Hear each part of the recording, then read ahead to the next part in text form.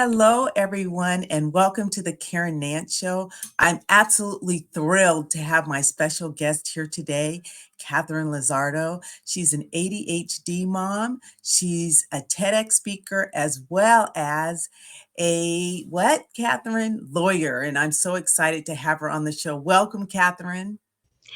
Thank you for having me, Karen. I'm really excited to be here, and especially because of the ADHD Awareness Month for October. Thank you for having me.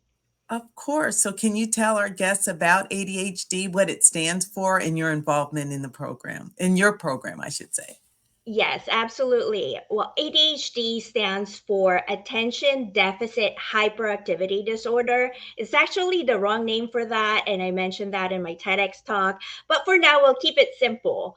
I actually have my own definition of ADHD based on living with it for 45 years and also based on the updated research that has gone on for the past 30 or so years about ADHD. ADHD is a chronic and limited self regulation of thoughts, emotions, feelings, and actions of a person at a particular place and time. It's all about self regulation.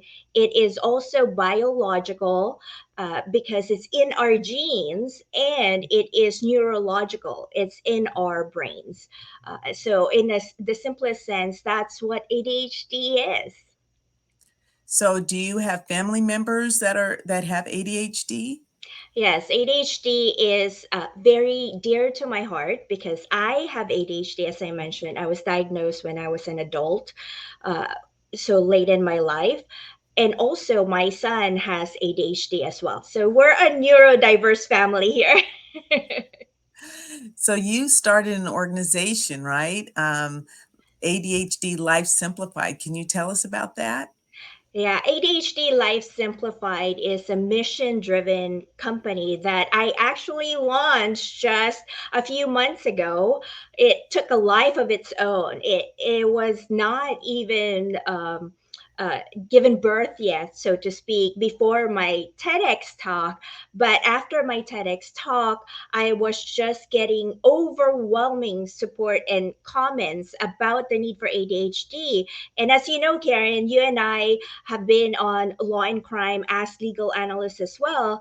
Even while I was doing Law and Crime, I was very outspoken and open to the live audience worldwide that I have ADHD. Mhm. And they would email me or message me on YouTube saying, "You have ADHD and you're a lawyer. How did you do Mhm. that?" That made me start thinking, I think there's a greater need for me to speak out and tell people that ADHD can be a disability and it can be a superpower all at the same time. And both of those are valid and it can coexist in one person. So I'm trying to advocate to embrace ADHD with compassion. You've done an awesome job. Can you tell us about your fundraiser? We have it up on the screen. Yes, this is a special fundraiser close to my heart as well. Have you ever thought, and this is for the viewers as well, and you, have you ever wondered what a school would look like if they adapted to kids who learn differently? I've always wondered that, and with my son having ADHD, the traditional schools did not really fit him well, and traditional schools have their own limitations. A lot of educators and administrators in schools don't have enough training about mental health and learning differences, especially ADHD, autism, dyslexia. And we were blessed as a family to have found this school, Great Lakes Academy in Plano, Texas. It's a very small school that is dedicated for students who learn differently. So, in honor of ADHD Awareness Month in October, I started an online fundraiser for them. They keep their class sizes small. I'm talking about 10 kids or less, so that they can focus on the kids and really play up their strengths and compensate for their weaknesses. It's not a special ed school or a special needs school. It's really for kids who learn differently. So if anyone would like to do an act of kindness this week or this month of October, please check out that fundraiser online. It's on Instagram and also Facebook. And if you follow ADHD Life Simplified, you can find a fundraiser there. And no amount is too small. $1 is all we ask, and $1 from a lot of community will make a big difference. That is amazing. And it's good to know that there are other resources and other opportunities for students so they're not alienated. As you know, my son has been diagnosed with autism, and we need more programs in the Mhm. schools so that people are aware. So this is amazing. And I encourage everyone to look at this program and donate $1. That's less than a cup of coffee, so I encourage people to do that. So you have so many irons in the fire, Catherine. Can you tell us how you became a TEDx speaker and how that journey was? Oh, that's a very fascinating and remarkable journey for me. I didn't think about being a TEDx speaker until about 6 months ago, or last year, around June, actually. Time flew by so fast, right? It's like almost 2024 now. But in June of 2022, I attended a TEDx talk, and I thought, and I know this will sound a bit innocent and ignorant, but I didn't even know about TEDx Talk and how prolific that was. And I thought, oh, this is really great, the spreading of big ideas. And then I just got hooked on a lot of the TEDx stage uh, YouTube videos, very inspirational. And I thought it would be great to talk about the message about ADHD using the TEDx stage. I believe in synchronicity, synchrodestiny, and for some reason, when I put that out, that I wanted my message out there, not necessarily just my message, but the message of a lot of ADHD people who are struggling, I had the opportunity to get on a TEDx stage in April, back in April of this year at Georgia, Alpharetta, Georgia. And that's where I shared my 21-year journey with my ADHD to the world. And it's now uploaded on YouTube. If you're interested in how my journey went, uh, please feel free to watch and share. And if you know someone with ADHD, or if you have ADHD, please take a listen, because the positive message is so much needed right now. Absolutely. And I encourage everyone to watch the video. It's an amazing video. And Catherine, you've done such an amazing job. I'm so happy that I have this opportunity to share with my viewers, and I encourage other people to watch it as well. So in addition, on another iron you have in the fire is a Filipino American History Month. And so I would like to have you share with our viewers what you're doing to celebrate, and your basically your journey to where you are now as an attorney in Texas. So if we can take a short break, when you come back, we'd love to hear more about your story. Thank you so much. I'm an immigrant from the Philippines. English is my second language. So simplifying these mental health terminologies, coping strategies, and researches are very important for me so they can be well received and understood worldwide. I think there is that gap of a lot of information out there that are disjointed or based on outdated research. We'd like to help out by simplifying them and providing updated information, especially those in other countries who don't have the same access of information as we do here in the United States. I'm always grateful that I have all these resources now. I want to pay it forward by sharing it with those who really need them. I will also be providing a free community for ADHD Life Simplified, where we can co-create together our community to address the needs of our ADHD community. Here are the 3 intentional actions I took to get here today. First, I truly understood my ADHD. Second, I reframed my view of ADHD. Third, I gave myself permission to ask why questions. Truly understanding ADHD, you have to learn deeper, dig deeper than the surface. 20 years ago, my psychiatrist recommended this book for me. I bought it, I read it. After I read it, I had no idea what it said. It had so many complicated terms like executive functions that were so foreign to me, especially since English is my second language. But now I can Google terminologies that I don't understand after reading a book. I can watch YouTube with graphics and animation, actually learn deeper. So remember, with our evolving technology, use that and don't take that for granted in learning deeper. Follow me for more. You are absolutely fantastic. I am so excited to have you. Can you share some more? So, for those viewers who don't know, the second video was from your TED Talk. So, if you can tell us more about your journey to this country, as you indicated that English is your second language, and some of the trials and struggles and successes that you've had here. Yes, a lot of people don't know that I was born and raised in the Philippines, and I moved to the United States when I was 16 years old. It was in the middle of high school, if you can imagine how high school is like, and then you're dropped in there in the middle Yeah. of it with a new country, new culture, new language.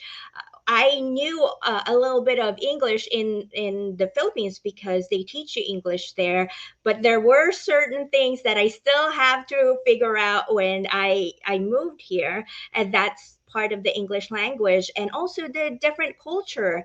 I did not get diagnosed with ADHD until I moved here. One of the reasons why I started ADHD Life Simplified as well is the cultural aspect of that. You asked about the Filipino American Heritage Month in October.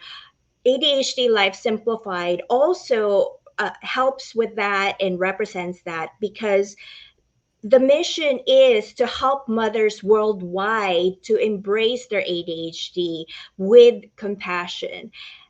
Mothers are a big factor in spreading positive messages and also worldwide because cultural stigma is an under factor for the societal stigma as well. And I love my Filipino culture, but like most Asian cultures, mental health was not talked about when I was in the Philippines. And even now, and here in the United States, it's starting to be more widely accepted, but there are stigma as well.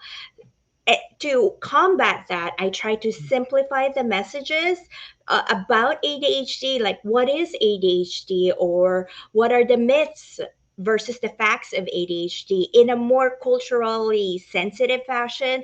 As I mentioned in my TEDx talk, when I first read an ADHD book explaining what ADHD was, I did not even understand most of it. I remember putting that book aside and just thinking, okay, I'll leave that there. I'll read it again, and then I tried reading it again and still I don't get it. And by the way, for our viewers, this was the time before Google was born, before Yes. YouTube was born. So I couldn't research that or look at social media. That's why I emphasize in my TEDx talk, the second clip you saw, that with our evolving technology, take advantage of that. I'm trying to take advantage of that by spreading positive messages in the social media. You see me in all social media platforms because I do want to reach people worldwide with a simplified message and updated scientific research about ADHD. That is so enlightening because I think a lot of people, the younger viewers, they're like, "Was there life before Google and And YouTube?" social media, right? Yes, exactly. So how is that different for your experiences with ADHD in raising your son with ADHD? Does he have a lot more tools available to him than you had? Definitely. It's different in a sense that because I have ADHD, I was very sensitive to his needs. When I was diagnosed with ADHD and throughout my therapy, I've been going to therapy once a week for the past 20 years. And that's a lot of working on myself, working on my ADHD, and to have a more positive outlook about ADHD and compassion for myself. My psychiatrist told me that when I have children, they will likely have ADHD. And that is true because research shows that a parent who has ADHD has a 40 to Mhm. 57% chance of having a child with ADHD.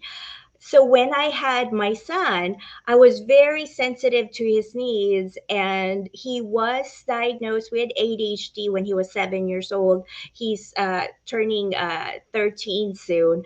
But during that entire time, and even before his diagnosis, I was able to help him out and understand him in a much deeper level because I knew I had ADHD and I understood my ADHD. I'm emphasizing that because, Karen, one of the things that I try to advocate as well is if a parent has ADHD, I I highly advocate and recommend that their child get screened for ADHD as well, and vice versa. If a child has been diagnosed with ADHD, that the parent is highly recommended to be screened for ADHD as well. What type of symptoms do you look for as an adult if you feel that there's something? I'm not sure. I feel a little bit that I'm a little bit different, and there's, as you indicated, there's stigma with mental health labels and that type of thing. What are the key things that stick out? I know it's different for everybody, but what would you suggest if someone feels that they should check out some things about whether or not they have ADHD or their child has ADHD?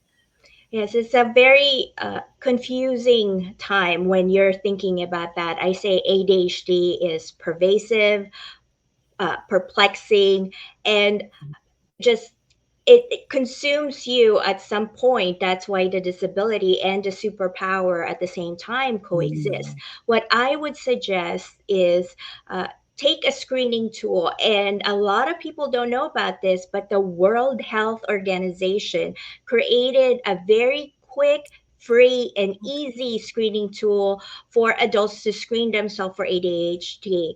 I created a very, I linked that in my website, in my blog post, and I provided as much information in detail. But if you, excuse me, if you're not interested in the detail, you can always just click the link of that screening tool in my blog. I made it accessible there.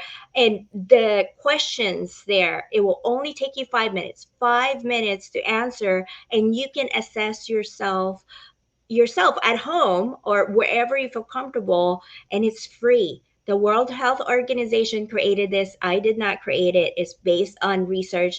The wonderful news too is it has been translated in different languages. So any person who has a second language, it is translated there to help you out, because in other countries, especially developing countries that have limited mental health resources, this is the tool for them. And in a lot of poor countries, they don't even have enough money for food.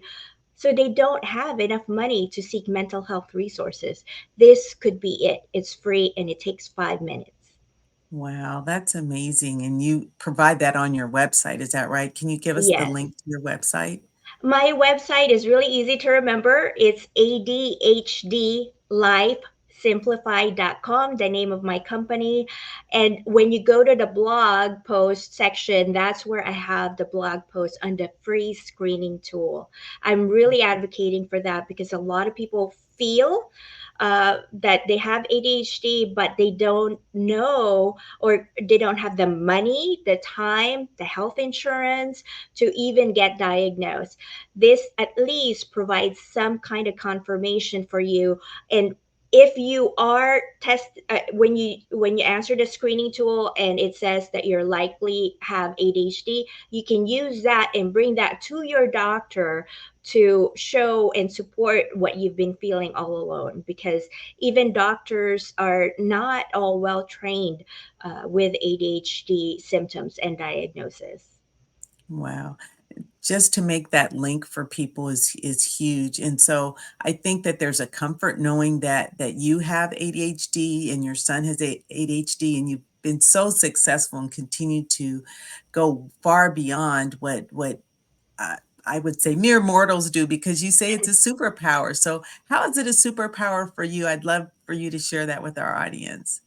Yeah, it's a power for me because it's fun. It makes my brain think outside the box, think of different things that other people don't think. As a lawyer, I have my own law firm, and I am able to strategize or think of arguments that most lawyers don't think about. I have several cases where other lawyers would say, oh, that's a losing case, or that argument is not gonna work, and I don't see it that way because I see other patterns, and it does work out. That's one thing. And also, it's just the quirkiness of our brain, or of my ADHD brain, allows me to have fun and enjoy life and see other people in a different way that they haven't seen themselves as well.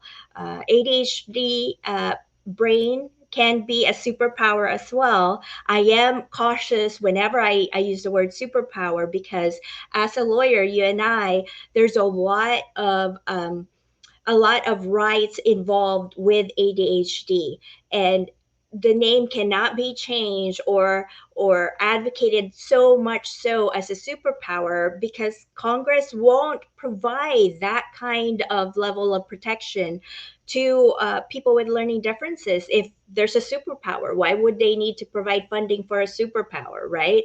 So there are people who are struggling with it as a disability as well. I struggle with it too, daily and weekly. But at the same time, I embrace my ADHD.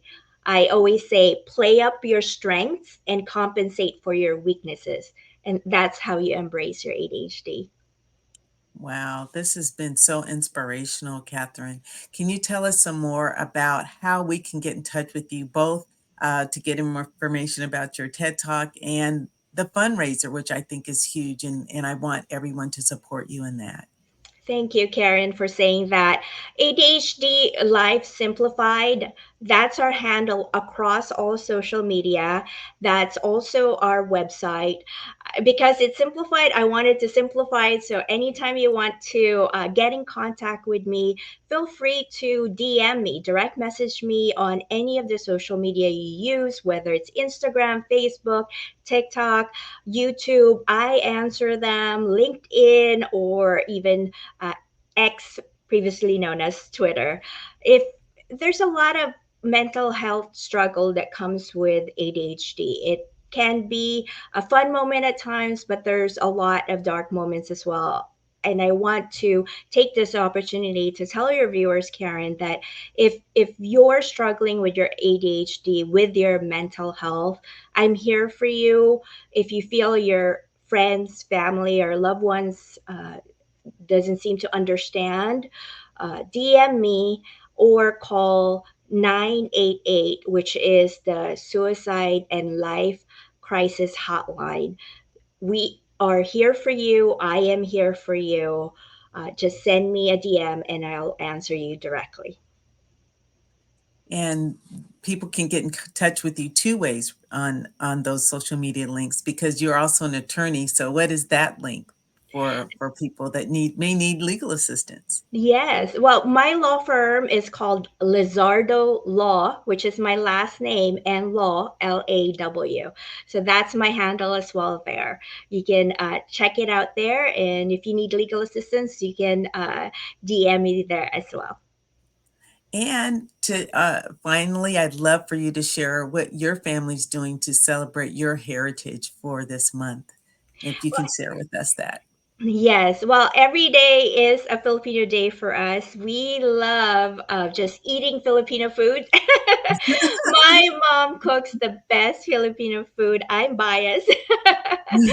And so, to celebrate Filipino Heritage Month for our viewers, if you haven't had adobo or lumpia, Please try it. It's the best. Thank you so much, Catherine. I can't wait to have you back on this show. This has been so much fun. It's so much fun seeing you in this additional environment, and I'm looking forward to many more talks and discussions. Thank you so much for being here. I appreciate it. Thank you for having me. Bye. Sure.